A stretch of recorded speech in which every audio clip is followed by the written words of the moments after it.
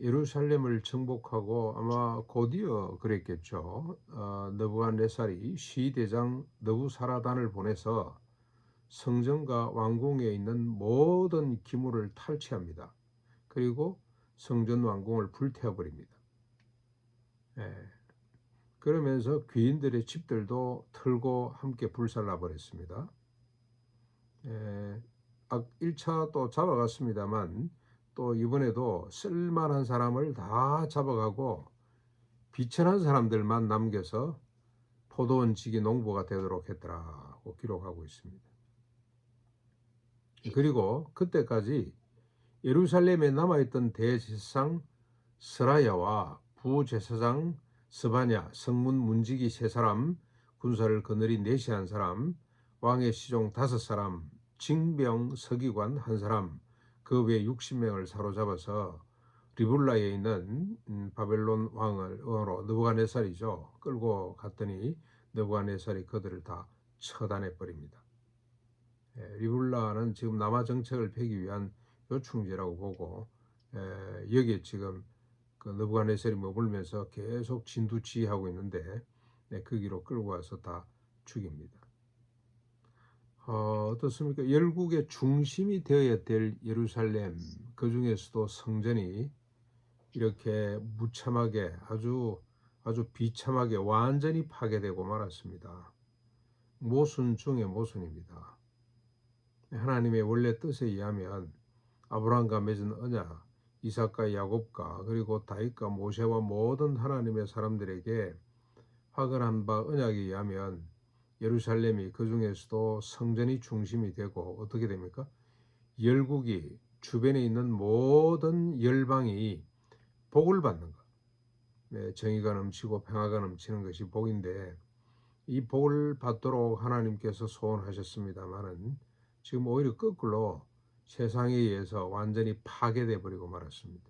그 원인은 딱 한 가지입니다. 여호와 보시기에 악을 행했기 때문입니다. 힘이 없어 그런 것도 아니고 지혜가 없는 것도 아니고 돈이 없어서 그런 것도 아니고 오직 하나 여호와의 말씀대로 살지 못했기 때문에 이런 형국이 되고 말았습니다. 참 억울하기 짝이 없습니다. 일개 국가가 망하는 것도 슬픈 일이고 억울한 일입니다만은 만국을 다스려야 될 중심이 되어야 될 그들에게 복을 끼쳐야 될 그들에게 정의가 뭔지 평화가 뭔지 인간답게 살아가는 길이 뭔지를 보여줘야 될 이 민족이 이렇게 비참하게 끝이 나고 말았다는 겁니다.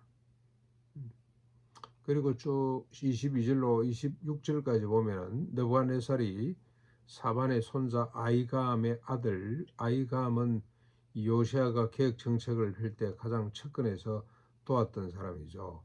그의 아들 그달리아를 예루살렘에 남아있는 자들의 지도자로 삼습니다. 지금 비천한 사람들만 남았습니다만은 그러나 이 총독 비슷하게 세워놓은 거죠. 네가 남아있는 이스라엘 사람들을 잘 지도하거라. 이 사람을 아마 인정했던 것 같습니다. 그러자 이 소문을 듣고 이스마엘, 요하난, 스랴야와 같은 사람들이 흩어져 있던 도망가 있던 아마 나름대로 힘 있는 사람들이죠. 이 사람들이 미스바에 있는 그달리아에게로 나옵니다. 이제는 이래 자국민으로 이 느부갓네살이 총독을 세워놨다, 관리인을 세워놨다는 이야기를 듣고 그 사람 중심으로 모이기 시작한 겁니다. 그랬더니 그달리아가 그들에게 맹세시키기를 바벨론 왕을 자극하지 말거라. 어떻게 하든지 우리가 그에게 순종함으로 평안히 살자. 지금 어떤 이야기를 듣고 이런 언약을 맺으려고 했을까요? 이때 당시 활동했던 선지자가 예레미야거든요. 예레미야가 뭘 외칩니까? 망국론을 계속 외치고 있죠. 망해야 된다. 망하자 망하자. 그리고 70년 만에 다시 돌아올 것이다. 그래서 바벨론에 끌려가면 걱정하지 말고 시집 장가가고 논밭 일구고 평안히 살고 있다가 번성하고 있다가 생육하고 번성하고 있다가 하나님의 때가 되면 우리가 다시 돌아올 터인데 그때를 대비해야 된다는 이야기를 계속하고 있기 때문에 그달리아도 아마 믿음의 사람이라 그를 인정했던 것 같습니다. 우리가 딴짓 하지 말고 괜한 짓 해서 고통을 만들지 말고 느부갓네살의 눈밖에 나지 말고 어디 가든지 조용히 있다가 하나님의 때가 되면 우리가 돌아올 것이다 라고 맹세를 시킵니다. 그러나 이스마엘이 불만을 품고 그달리아를 살해해 버립니다. 민족주의겠죠, 이 사람이. 뭔 소리냐 지금. 뭔 소리냐. 지금 우리가 얼마나 억울하냐. 우리가 어떻게든지 세력을 결집하고 다시 우리 주권을 빼앗아 와야 되지. 뭔 소리냐 이게. 우리가 무릎 꿇자 말이냐. 옛날 일제시대 때도 이런 사람이 있었지 않았겠나 그런 생각이 드네요. 언젠가는 우리가 하나님께서 우리에게 해방을 주실 것이다. 그때까지 일본 차가지 말고 그냥 잘 섬기자. 제대로 하자. 여러분 저 김용기가 참 특이한 인물이거든요. 독립운동을 많이 한 사람인데도 불구하고 이 사람이 또 이 조선총독부로부터 제안을 받습니다. 농촌 생활과장 자리를 제안받아요. 그리고 찾아와서 김용기 장로에게 치해법권 지역으로 만들어줍니다. 그냥 우리가 일본 순사들 물리칩니다. 그러니까 애국 저 독립운동을 하면서도 일본을 사랑하는 인물이에요. 참 특이한 인물. 그래서 아마 후손들이 그랬든지 아니면 본인이 스스로 그랬든지 이 독립투사 반열에 올라가지는 않습니다. 이분이. 예. 오늘 그달리아가 그런 이야기를 하니까 민족주의자겠죠. 이스마엘이라는 사람이 그냥 죽여버려. 이 왕족이잖아요, 이스마엘이. 다시 우리가 주권을 회복하고 국권을 회복해야 되지 무슨 그런 시시한 소리를 하나 그러면서 사람들을 동원해서 그를 죽이고 맙니다. 그리고 느부갓네살의 보복이 두려워서 느부갓네살이 세워난 지도자를 죽였으니 그들이 보복이 두려워서 애굽으로 도망을 가는데 그나마 그래도 쓸만한 사람들이 몽땅 다 도망을 가버리고 맙니다. 그 길 외에는 방법이 없죠. 참 인간이 어리석습니다. 그렇죠. 한때 무슨 애국주의, 민족주의, 또 한때 그런 민족주의적 어떤 열정, 감정 이게 오히려 더 하나님의 뜻에 반하고 있다는 걸 우리가 발견하게 됩니다. 완전한 절망과 완전한 패망입니다. 사람 하나 없습니다. 쓸만한 사람 하나 없는 예루살렘이 되고 말았습니다. 하나님이 실패하시는가? 언약의 백성들이 이렇게 끝이 나고 말았는데 실패했는가? 일본의 그 강점기 때 강압을 피해서 많은 사람이 도망을 가고 독립운동을 했다가 또 도망을 가고 해서 한국에 영령 같은 사람이 남아 있기는 했습니다만은 많은 사람들 그래도 또 많이 남아 있었죠. 그러나 이 예루살렘은 한 사람도 없다 이렇게 보시면 되겠습니다. 완전히 하나님이 실패한 것처럼 보입니다만은 하나님은 실패하지 않죠.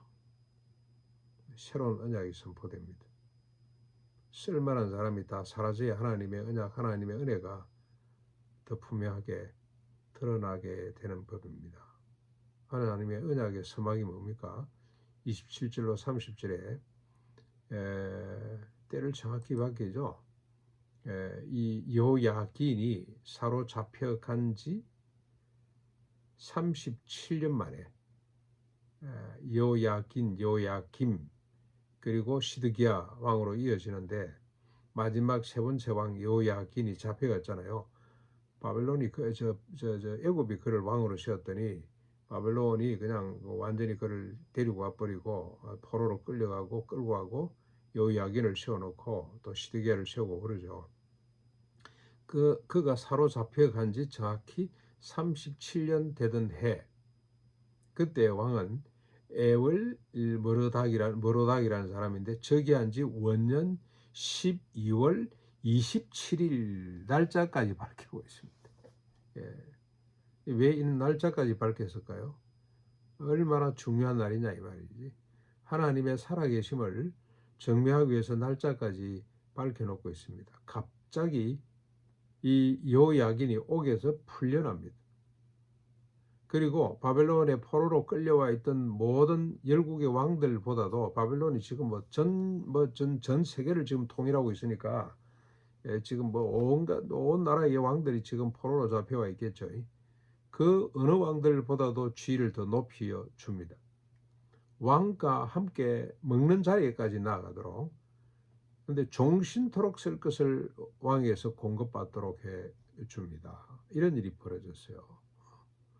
이 식탁의 자리에 함께 앉는다는 것은 그만큼 그 지위가 높아진다는 거죠. 옛날 우리 박경수 위원이라고 있는데요. 여기 우리 원주 원성군에 제가 농원학교에 있을 때입니다. 옛날 교목으로. 그때 국회의원이었습니다. 이분이 순수 농민 출신입니다.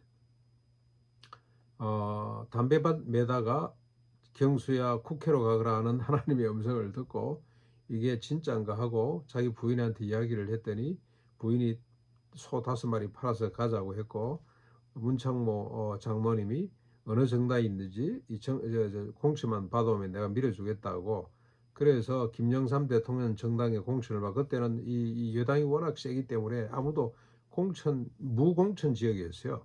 근데 이분이 와서 해달라 그러니까 해줬다가 이분이 국회의원이 되고 말이죠. 그래서 그분이 이 국회의원이 되고 국회 개원 연설을 김영삼 대통령이 농부 출신으로 네가 해봐라 이랬더니 이 양반이 원고 까맣게 그냥 뭐 깜깜해 보이질 않고 그냥 순간적으로 너무 당황했는데 하나님이 야 이놈아 네가 무슨 원고에 의존하냐 이 평소에 늘 하고 싶었던 이야기를 하거라 그 양반이 그냥 연설을 했는데 여야 할 것 없이 뭐 국회 역사상 처음 있는 일이라고 그러네요. 이게 여야 할 것 없이 일어나서 기립박수 한 명도 빠짐없이 그래서 김영삼이가 얼마나 큰 감동을 받았던지 그날부터 일주일에 한 번 자기 집에서 조찬독대를 했답니다. 조찬독대 그게 유명한 사건이에요. 그런데 오늘 어떻습니까? 이 여야긴이 바벨론 왕과 같이 식탁에 앉게 되는 일이 벌어졌다는 겁니다. 갑자기 벌어졌습니다. 그러나 하나님이 이미 정하신 뜻입니다. 이건 서막이죠. 장차 오실 메시아. 이건 하나의 뭐 그냥 예고편에 지나지 않습니다. 그래서 70년 만에 돌아와서 정치적으로 회복된 게 아니고요. 여전히 속국이었어요. 바빌론이 메데파사에게 망하고 메데파사가 헬라에게 망하고 헬라가 다시 또 로마에게 망하고 할 때까지 한 번도 제대로 된 나라를 회복한 적은 없습니다만 하나님께서 예비하신 영원한 새 왕, 새 나라 예수 그리스도로 말미암아 펼쳐질 하나님의 나라 그 중심이 어디입니까? 교회입니다. 교회. 교회를 세워서 하나님께서 회복하실 것에 대한 언약이 이렇게 서서히 이제 드러나는 거죠. 서서히 이스라엘의 역사에 빗대서 드러나게 되는 겁니다. 이제 예수 그리스도 이미 오셨죠. 영원한 왕으로 우리가 모셨습니다. 십자가 부활로 그가 영원한 왕으로 등극하시고 우리를 새로운 백성으로 삼아 주셨습니다. 우리는 이스라엘처럼 실패하지 않는 그런 백성으로 하나님이 맹세하고 자신의 이름을 걸고 우리를 구원해 주셨습니다. 실패하지 않는 삶, 실패하는 삶 자체가 우리 것이 아니라고 훌훌 벗어버리고 우리는 육신을 가졌기 때문에 또 하나 이 세상에는 사탄의 권세가 있기 때문에 언제든지 무너질 수가 있습니다. 그러나 이스라엘하고는 본질적으로 다릅니다. 바로 그 자리에서 우리가 회복될 수가 있습니다. 우리의 잘못을 주님 앞에 고백하고 십자가 은혜로 우리 죄를 용서받고 툴툴 털고 이랬으면 여전히 새 옷으로 여전히 새 사람으로 우리가 설 수 있다는 것 잊지 말고 오늘도 정결하게 서서 승리하는 삶, 하나님의 소원을 펼치는 삶, 교회를 통해서 초대교회에 나타났던 생육과 원성에서 땅에 충만해지는 역사, 핍절한 사람이 한 사람도 없는 기쁨과 환희가 넘치는 세상, 이런 세상을 만들어가는 우리가 될 수 있기를 바랍니다. 우리가 참 기도